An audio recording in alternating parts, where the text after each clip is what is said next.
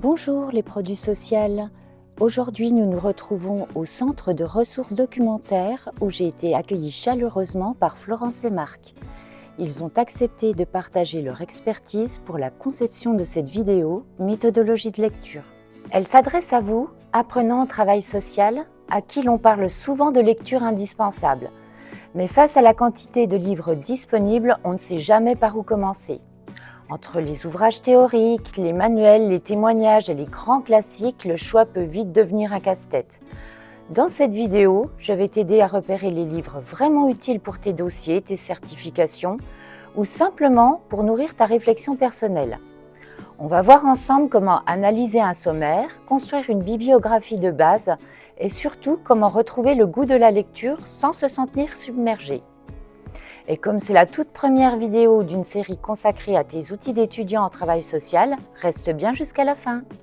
On pourrait se dire qu'entre Google, l'IA et les réseaux, on a déjà toutes les informations nécessaires. Mais la lecture en travail social, ce n'est pas juste une formalité. C'est une fondation solide, un moyen de structurer ta réflexion. Un livre bien choisi t'aide à comprendre le sens de ton futur métier, à éviter les raccourcis et les fake news et à construire un raisonnement solide. Un bon livre, c'est comme un GPS pour ton dossier, tu gagnes du temps et tu es sûr de ne pas te perdre. Mais tous les livres ne se valent pas, alors comment reconnaître ceux qui apportent vraiment quelque chose à ton parcours? Tu penses devoir tout lire? Non, ne t'inquiète pas. De toute façon, ce n'est pas possible. Pour gagner du temps, voici quelques astuces. Regarde la date de l'édition, car rien ne sert de bosser sur des textes trop anciens, sauf si c'est un classique ou un livre de référence sur le sujet. Ensuite, attarde-toi sur l'auteur, l'autrice. Est-ce que c'est un chercheur, un professionnel, un formateur, etc. Bref, ce doit être quelqu'un de compétent et reconnu dans son domaine. Enfin, le type d'éditeur peut venir te renseigner sur le sérieux du livre. Un bon livre doit venir t'éclairer sur la réalité de terrain ou bien t'aider à comprendre une notion de fond. Il doit être comme une boîte à outils et contenir les bons outils pour tes besoins. Et justement, avant même d'ouvrir le livre, un outil permet de vérifier si ça vaut le coup de le lire. Il s'agit du sommaire. Le sommaire, c'est un peu comme la bande-annonce d'un film. En quelques secondes, tu vas voir si l'ouvrage correspond à ton sujet. Regarde les grands titres, est-ce que certains collent pile poil à ton dossier? Repère ensuite les mots-clés importants et les parties qui évoquent ton thème ou au contraire celles qui s'en éloignent. Vois également s'il existe une partie méthodologie, car la méthodologie va te fournir des notions clairement définies et des distinctions conceptuelles utiles. Par conséquent, l'ouvrage deviendra une vraie source de travail et pas juste une lecture. Enfin, n'hésite pas à feuilleter aussi 2-3 pages au hasard. Tu sauras vite si l'auteur est clair ou si c'est du jargon incompréhensible.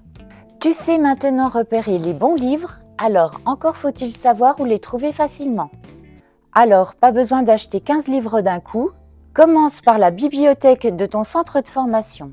Elle regorge souvent de pépites et les documentalistes connaissent les besoins des étudiants et peuvent t'aiguiller vers les bons auteurs. Tu peux aussi fouiller dans les librairies, les sites de livres d'occasion ou les plateformes numériques. En effet, les livres numériques ou d'occasion sont souvent moins chers.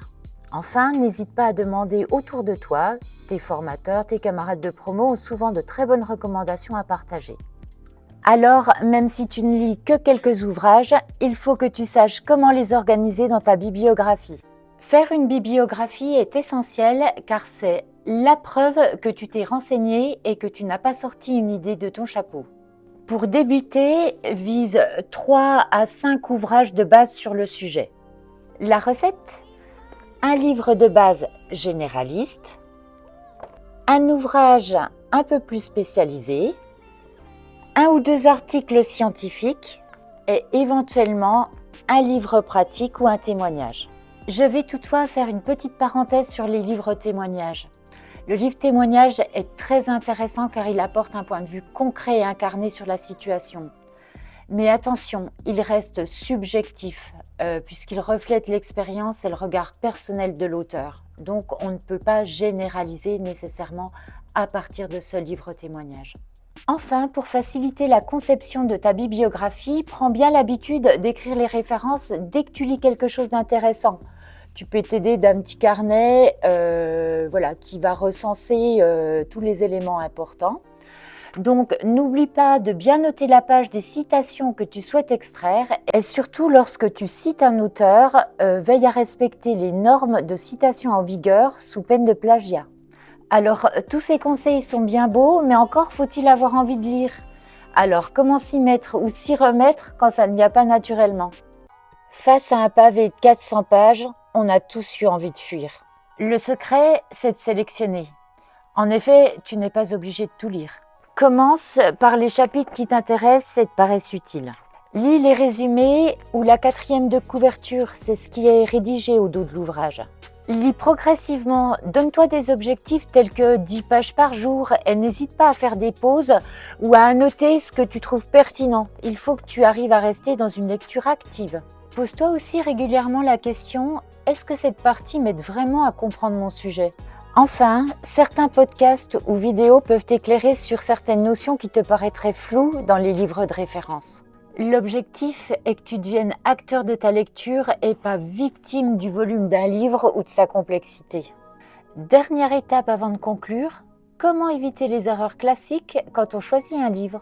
Dans un premier temps, méfie-toi des ouvrages trop généralistes ou trop anciens. Certains livres reçoivent beaucoup d'éloges mais ne correspondent pas à ton niveau d'étude ou à ton objectif. Le plus sûr, c'est de croiser les avis. Pose des questions à tes formateurs, compare les résumés et surtout fais confiance à ton propre ressenti. Ensuite, gare au syndrome de la couverture flashy. Un livre séduisant n'est pas toujours le plus utile. Ne te jette pas non plus sur le premier résultat Google. Un livre à succès ne garantit pas nécessairement une rigueur scientifique. Voilà, tu as maintenant toutes les clés pour choisir des livres utiles et adaptés à tes projets. Et si la lecture n'est pas encore ta tasse de thé, rappelle-toi que tu peux y aller à ton rythme, l'essentiel étant de te faire accompagner dans tes choix. Dans les prochaines vidéos, je te présenterai des livres concrets, thématique par thématique, pour t'aider à aller encore plus loin. Si cette vidéo t'a aidé à y voir plus clair, pense à mettre un pouce et à t'abonner à la chaîne Produit Social. N'hésite pas à mettre en commentaire tes remarques ou tes souhaits de nouvelles vidéos. Et je te dis à très vite sur Produit Social.